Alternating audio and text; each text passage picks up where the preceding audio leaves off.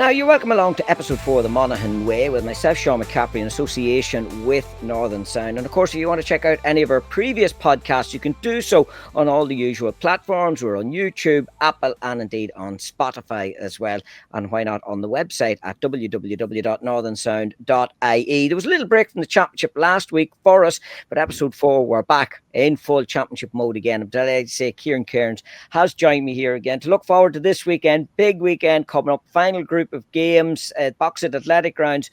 Monaghan taking on Down, big prize on offer, a quarter final, and of course the loser will be going to a preliminary quarter final.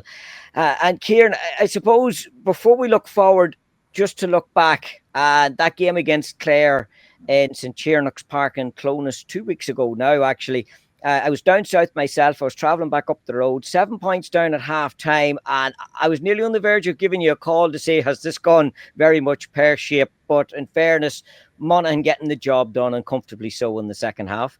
Yeah, well, comfortably, maybe not, Sean. It was in the 66th minute. There was only 4 points between them at that stage, so there was still a wee bit of work to be done, and they did pull away in the end. But yeah, Monaghan, it wasn't the case that they started slow against Clare. They went 3 points and no score up, and then Clare started to rally after that. And Monaghan didn't score for 18 minutes after that. It was Desi Ward that got our next score, and Conor McCarthy, I think, then after that. But there has to be a caveat on that as well, Sean. There was a gale force wind in Clonus that day, an extraordinary gale force wind that I hadn't seen in Clonus previously, blowing towards the Rosslea end, and Clare certainly took advantage of that, and they deservedly within 7 points at half time, and it certainly didn't do them. It wasn't a case that they were fluky or any of that. They were full value for their 7 points.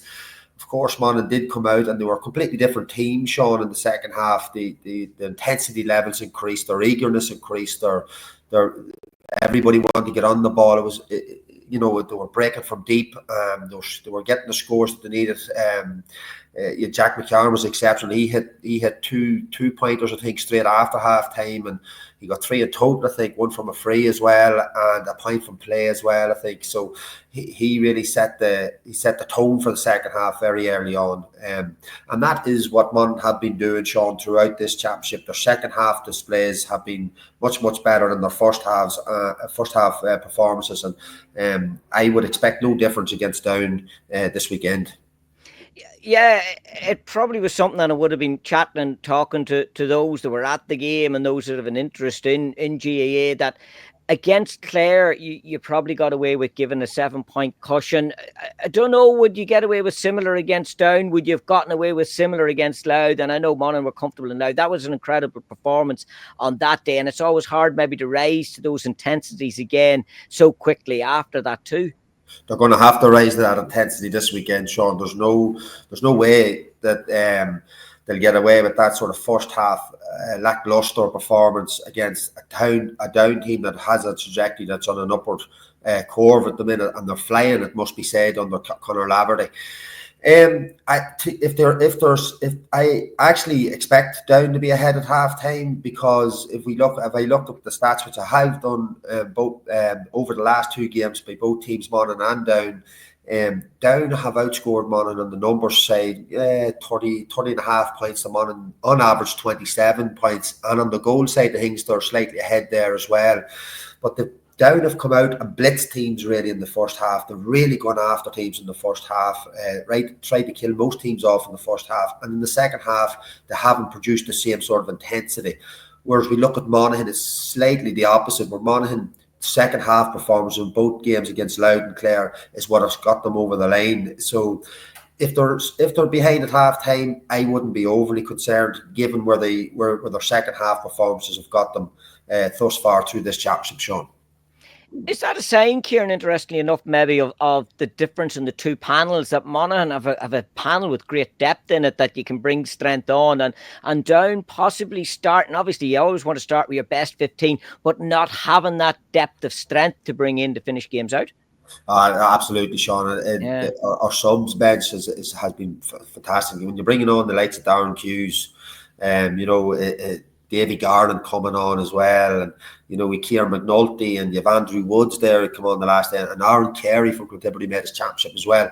We have our bench has been very, very good to us as well, and I know the last time we probably talked about it too, with Jack McCarron coming off the bench. So he started the last day against Clare, but they've loads and loads of options. But our subs has been the catalyst to get us over them previous 2 games, Sean.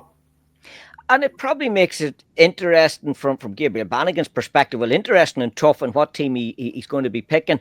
But it leaves a little bit of maybe thought for Conor Laverty as to, well, what team will we be expecting to face here? Obviously, the teams will be announced before the weekend, but we can always expect changes. So it can be difficulty maybe of knowing, well, what way are we setting up here?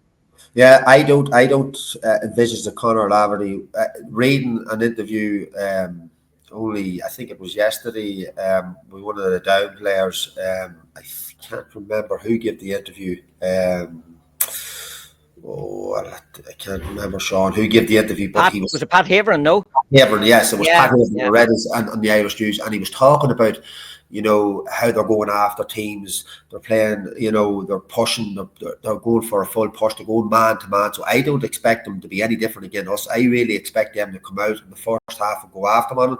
At the end of the day, Sean, they've already played us once this year and beat us. They've absolutely nothing to fear from the Monaghan team. But on the other hand, then on the Monaghan side of things too, this is why I'm excited about this game. I expect Monaghan to do the exact same. I expect Monaghan to really go for this game.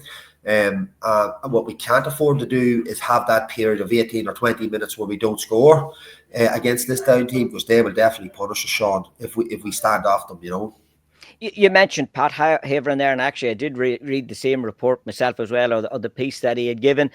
He's one of those that's up there, particularly from a 2-point perspective. And again, I was looking, I says both teams negate against each other nearly in that regard, with Pat Haveron, Danny McGill, Keelan Mooney, these guys all able to hit those 2-pointers. And Monaghan can do similar with Micheál Bannigan, Desi Ward, and of course we know then what Rory Beggin can do as well from place ball.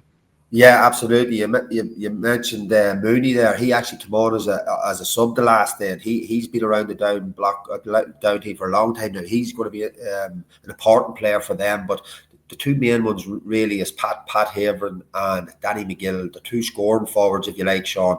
They've been exceptional, so they have, and they're going to be very, very hard to meet. And of course, we're going to have to get our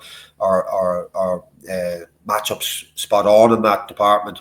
Again, they're very good around the midfield battle. I was impressed with them there, looking back at them with Murdoch and Guinness in there. They're dynamic midfielders, and they're good footballers as well. I know we might have an injury concern in there. I wouldn't be surprised if we've seen Darren Hughes in there starting for us on the weekend, Sean. So it's going to be very interesting. I don't expect the matchups are going to be very, very important, but I don't expect this 11 men behind the ball defensive stuff. I expect an explosive game, man on man. Monaghan will obviously build slow attacks and fast attacks, but I'm expecting a high scoring game and one that's going to keep us all at the edge of our seats. Yeah, and in fairness, both teams, and you've noted there yourself, have been very high score, and I suppose that's the way all games have nearly gone now as well.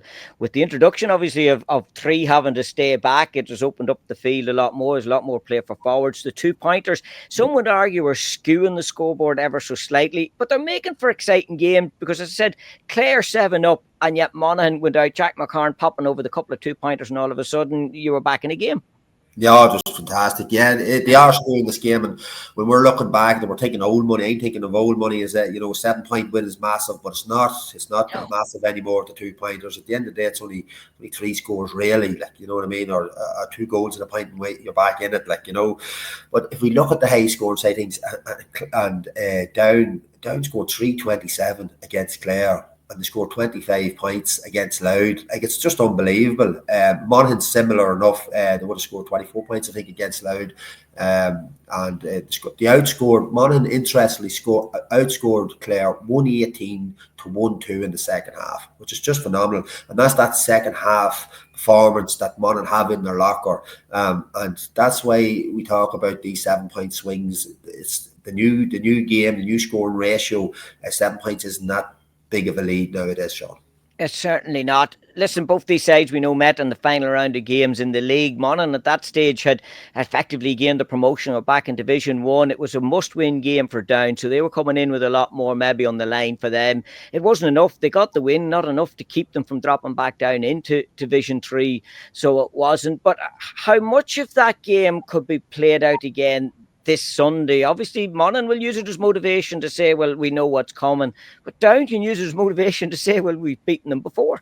Absolutely. Nail the head. That's an interesting question. Like, I suppose from a Down perspective, they'll gain confidence from that they beat Monaghan and have nothing to fear. To be fair on the Monaghan team, it was a dead rubber from their perspective. And it's very hard, Sean, no matter what level you're playing at, to get up for a dead rubber. You know what I mean? But Monaghan still played well. In the second half again, it must be said, that day too. And Down did just hang on by the skin of their teeth that day. Had there been another minute or two, Monaghan would have pulled away that day. Will Monaghan use that as we owe these boys one? I don't think so, Sean, because I think they're so focused now. The prize on offer at the end of this is what's going to drive Monaghan. You know, to get through this straight into a quarter final with a week off, Sean, is going to be crucially important to the progression for the rest of the year, because the stats again have showed us if you get into the preliminary quarter final, only one team has progressed out of that, because you're playing week on week and you're carrying injuries. Unless you have a big depth, Sean, of a bench, you're going to struggle to get through the quarter final. Yeah, and that, as you said, is the big prize. It's that week off. That's nearly what the big focus is. Looking at this one, and again, we know they've met where they can negate against each other. Where's the winning or losing of this one for either side in the Box Athletic Grounds on Sunday? Well, matchups are going to be crucially important that we talked about, Sean. But for me, Stephen O'Hanlon, Conor McCarthy, Ryan McNespy, Micheál Bannigan, these boys need to get on the scoreboard a wee bit more than they did that did the last day. Stephen O'Hanlon only got a point. Conor McCarthy, in fairness to him, got a goal and a point. Ryan McNespy only a point. Micheál Bannigan, although he scored 3 points, we expect of his high standards a wee bit more from him as well. He's the driving force. He's the real leader in that. Stephen Mooney's second game he started championship, he's got a point. Need a wee bit more out of him too as well. So I think for us to get over the line, we need all them boys taking, of course, Jack McCarn will add to that, and Rory Beggin's 2-pointers as well. He's very dangerous as well. So, but we definitely need that core 3 or 4. Ryan McNespy, Stephen O'Hanlon, Conor McCarthy, and Micheál Bannigan really kicking to get over the line, Sean. Isn't it amazing, the list of players that you can give now that are genuine scoring threats going forward? Because it was a tag that was often thrown at Monaghan that they were a one-man team. We know who that man is, and we have discussed that before. But all of a sudden, it's opened up now that you have 6 scoring forwards and a half-back line that can contribute as well. We're a very, very dynamic team, and that's why nobody likes playing Monaghan, because we have threats from everywhere, all over the park, and mainly our half-back line or half-forward line are very. And I didn't mention Desi Ward there, of course, too, Sean. Desi Ward's a phenomenal player. We talked about him being phenomenal player when he's fit and in good place, and he's there. Desi Ward's very good at the 2 points as well, hanging around that arc. Taking it as a quarterback, as I call it, around the QB, around that central area, around that arc, and just popping off a 2-pointer. Desi is instrumental to that Monaghan team, a real powerhouse as well. So we have threats from all over. So we have, and of course, obviously Jack McCarn inside as well. And we can't go without acknowledging Rory Beggin's wand of a right foot. Like, we know the danger he brings to teams, and that's one area I would be sure that Down will be concentrating on, not to give too many of them free kicks around the 50-yard mark, because they know what's going to happen. It's going to be a 2-pointer. It's interesting you used the word there, dynamic. I think it was to describe Monaghan team, and that's what they are. In that they're not a one-trick pony. Like, Gabriel Bannigan has abundant of riches at his hands at the moment in regards to how he can set up. He can look at his opposition and go, right, well, this is how I'm going to approach this game. This is what I can do. Yeah, Monaghan is very interesting to watch. The phases of play, and the way I call it, is a fast attack and a slow attack. Monaghan gets a fast attacks, obviously, when they're moving at pace, when the opposition isn't set up defensively, and they break them down. Slow attacks, they're brilliant at the slow attacks. Monaghan are, I think, one of the best teams in the country at slow attacks, where the opposition team might be set up, Sean, and Monaghan are arcing the ball around the D, and they're looking for them 1v1s. And that fast interaction between the edge of the box and the edge of the deep. I think Monaghan's one of the best teams in the country for doing that. And every time Monaghan get the ball, again, a team that's set up, they very seldom come away without getting a shot away, at least. Yeah, and that's the key thing. Obviously, you want to be getting those shots in. It's interesting. A draw this weekend is enough for Down to claim that quarter-final spot, and then Monaghan will be in the preliminary. Could it have proved costly not to have taken more of the chances that they had against Clare? I think it was something like maybe 14 wide or higher than that, and all of a sudden the scoring difference is the key here. Yeah, look, you're right, Sean. 14 wides they had. As I said, the average scoring point for Down is 30.5 points. Monaghan then is 27. So, yes, it probably might come back to haunt them. But when you talk about the 14 wides, Monaghan scoring proficiently is through the roof. The game again allowed, they were at 73%. That's unheard of. And even with the 14 wides against Clare, it was quite high. It was in the 60s as well. So yeah, they had the luxury of the 14 wides, but I would expect that is one wee area that they will be working on the last week or two, especially now they're facing, a wee bit more experienced, better Down team that probably won't give you that sort of them number of chances. So the conversion rate is going to have to be on point, and I don't expect anything else. Only a high conversion rate from Monaghan. I suppose as a manager, as a coach, you always want something to have to come back to work on. You're never, ever going to have the perfect game. So if your only concern coming back is to maybe work on one or two injuries and to work on your shooting proficiency, it's not a bad place to be. No, and we talked about the Down game, we talked about the Loud game where Monaghan conceded the concession of 4 goals, and they certainly sorted that problem out again. Yeah. Against Clare. Now they'll be looking at, and against Louth, as I said, their conversion rate was up in the 70s, which was absolutely unheard of. So they didn't have to work on that. It dropped slightly in Clare, but if they want to be at Down to depth, they're not going to get as many chances. I don't think. I might go back deep them words because this could be a very open game, so it could. But their conversion rate is going to have to be up there between 65-70% to be at this Down team, because their proficient rates are very, very good in front of goal as well, Sean. As I said to you earlier, they're slightly ahead in the numbers games on a average scoring line. So Monaghan will have to be very good in front of goals. They certainly will take their chances when they come their way. How important could it be, or would it be, some of the working knowledge that Conor Laverty could have of this Monaghan team? I'm thinking, obviously, when he was over Kilcoo coming up against Scottstown, and I know he was part of a management team as well at one time at the inter-county level here in Monaghan too. No, but in fairness to Conor Laverty, he's a top-class coach in Ulster and he's well-renowned. He's, he was in Paddy's backroom team for at least 1 year, so he know the boys inside out. And look at that Kilcoo team that played Scottstown in the championship this year. Like, the blew Scottstown away that day, and they had us in every department. We know there's a Monaghan man down there, of course, managing Kilcoo. I wouldn't suspect that Laverty to be asking Martin Corey a few things, and I wouldn't like to think that Martin would be giving a few secrets away either. I wouldn't think he would, but obviously Martin would have been involved with his brother Vinny in the senior setup the last couple of years as well. So, he look at that level, Sean. Managers know everything that needs to be known about opposition, and Conor Laverty be no different. Is it still as big a thing, Kieran, do you think, with the way maybe teams are working and operating nowadays and how the rules changed? Yeah, you have to have a knowledge and a focus on who your opposition is, but there appears to be more of a focus, an increased focus on your own preparation. Well, you're always going to be prepared, but on your own game plan. Yeah, no, it has flipped. It has flipped. That has definitely went 180, where you would have been managers would have been more concerned, I suppose, of threats and stuff like that. How do we nullify the opposition threats? Where's their strengths? Where's their weaknesses? Where now this is all about us. How can we break down the team? What do we need to work on? Like, you can see Monaghan. Nobody wants to play Monaghan, because they're that dynamic. There's not one man that they have to mark. Like, if I'm a manager up against Monaghan, I say, well, if I cancel out him, that'll go a long way to beating them. That's not the case with Monaghan. They've threats from all over the place, and Conor will know that. And he, like, reading that interview as well, they give a lot away in that interview where they're going to go after Monaghan. They're going to go after a full push. Don't expect them to sit back on the kick out. They're going to go and really take this game to Monaghan at the weekend.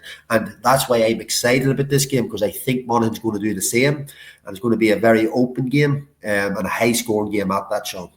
Yes, certainly a game that's captured the appetite. By all accounts, could be heading towards a sellout. I know in the box at Athletic Grounds down in Armagh. And this is what you want from the Championship. There was so much debate and conversation in regards to the Championship and structures. Amazingly, the plan is to change it again maybe for next year. But at the moment, we seem to be sitting on a good product. You have two teams that are vying to get a quarter final. The other knows they're in a preliminary quarter final. And at least we forget Clare and Louth are playing to keep themselves in the Championship. There's no dead rubbers here.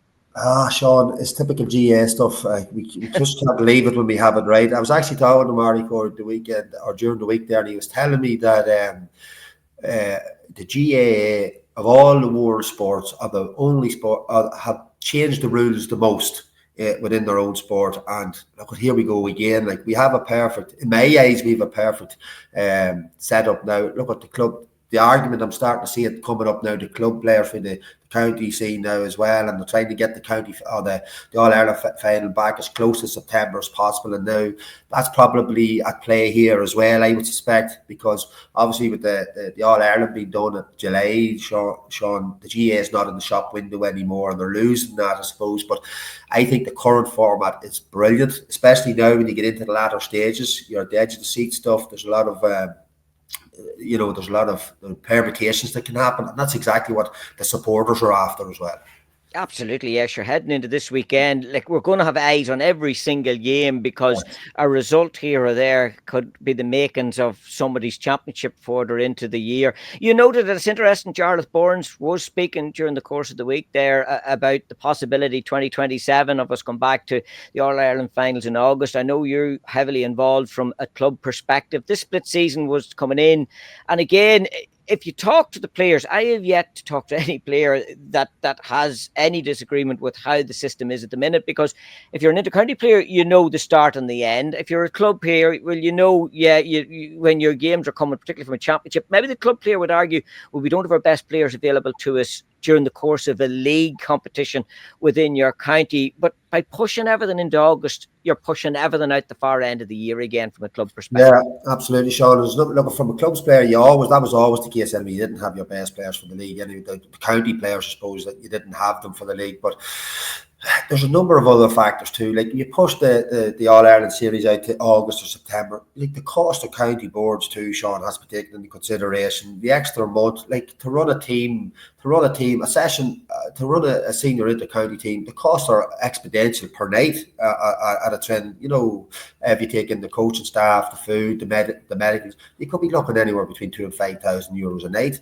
And if that is pushed out for another month or 6 weeks, that's costs on county boards. Like, someone at some point has to say, put a halt to this and rein this whole spending scenario in, because it's sort of like a runaway train at the minute. Now, from a player's perspective, the county players, I think if you talk to any of them, they're very happy with the current setup. They're back in with their clubs straight away. They get a wee bit of a break, but they're straight back in with their clubs, and they're playing Championship with them. And their season is over a lot earlier too, which gives them a bit of time for family and friends and a bit of social life, because these boys basically give up their lives, Sean, for 12 months in the old system, and if we go back to the August, they're basically doing the same again, whereas now they're getting a bit of a break and getting away from football and letting their hair down and relaxing. And so there's a bigger picture to this, and I just wouldn't be a supporter of pushing it out again to August, but I understand from a commercial point of view, that's what the GAA, that's their main motives.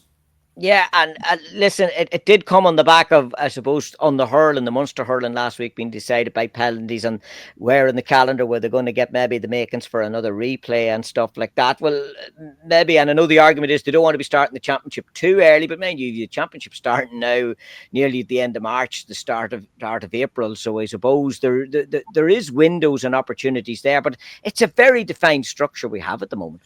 We do. I know a lot of inter-county managers were given out a bit for the likes of McKenna Cup not playing this, doing away with that and starting the league that wee bit earlier so they can have the championship. I actually agree with that from a player's perspective, that they can get away with the pre-season competitions with the play challenge games and stuff like that, and they can see players. Like with Ulster GA obviously lost revenue in that as well, so they weren't happy with that. So it's going to be very hard to keep everybody happy, but from the central person in this is the player. The player you have to acknowledge what the county players are given currently. It's unsustainable.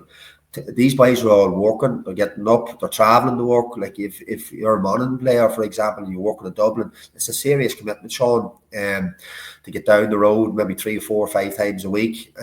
All this has to be taken. The player is central to this, and without the player, the GA have nothing. So the player is central to this, and the decisions based around extending championships for commercial gains or revenue is not the way to be thinking about this, in my opinion. Certainly not. Well, listen, we just can look forward to this weekend. The structures is working at the moment. It's a massive weekend of championship action to look forward to. Going by your thoughts there, just briefly again, Down to be leading maybe at half time, Monaghan to come strong in the second half. That's the way I see it, Sean. And that's again looking at the last 2 games, both teams have played Monaghan and Down against both the same opposition. Down have without the blitz teams in the first half, and that's exactly what they've done. In fairness to them, second half they didn't have the same sort of intensity, and their scoring averages dropped considerably. Where if you look at Monaghan were slight the opposite. Now they had a good game again, Loud, all right, but still in the second half is where they came. The best of Monaghan come out. And if we're behind at half time against Down 6, 7 points, 5, 6, 7 points, whatever the case would be, I wouldn't be overly concerned given that sort of structure that Monaghan has to their second half play. But I do see this going down to the wire, and I expect Monaghan to win the game, Sean. I don't see them 3, 4, 5 points now is where I see them winning this game. It's going to be very tight, and that's what makes this game very, very exciting. It certainly does. We'll be bringing you full live coverage of it, of course, on Sunday Sport on Northern Sound. My thanks again to Kieran Kearns, our episode 4 of the Monaghan Way with you here in association with Northern Sound indeed. And don't forget, as always, you can check out more on YouTube, Apple and Spotify.